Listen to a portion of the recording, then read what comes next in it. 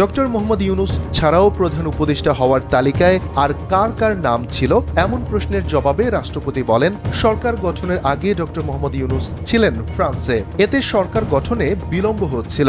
আমাদের তৎকালীন ছাত্র নেতারা ওনার সঙ্গে ফ্রিকুয়েন্টলি যোগাযোগ করতে পারছিল না। তার কারণ উনি তখন হাসপাতালে একটা অপারেশন করাচ্ছিলেন। ওনাকে তাই সবসময় মোবাইল ফোনে পাওয়াও যাচ্ছিল না। যেহেতু ডক্টর ইউনূসের সঙ্গে যোগাযোগটা খুব স্বাভাবিকভাবে করা সম্ভব হচ্ছিল না, তাই প্রধান উপদেষ্টার পদে কয়েকজনের নাম আসছিল। এর মধ্যে একজন সালেহ উদ্দিন আহমেদ। পরবর্তী সময়ে তাকে অর্থ উপদেষ্টা করা হয়েছিল। তবে ছাত্র নেতারা ডক্টর ইউনূসের বিষয়ে অটল থাকে এবং তারা ধৈর্য ধরার পক্ষেই ছিল। পরে ডক্টর ইউনূসের দেশে ফেরা নিশ্চিত হলে অন্তর্বর্তীকালীন সরকার গঠনের প্রক্রিয়া আনুষ্ঠানিকভাবে শুরু হয়। তিনি ঢাকায় অবতরণ করার পর বিমানবন্দরের লাউঞ্জে বসেই সশস্ত্র বাহিনীর প্রধানরা তার সঙ্গে জরুরি বৈঠকে বসেন। JBS holdings limited.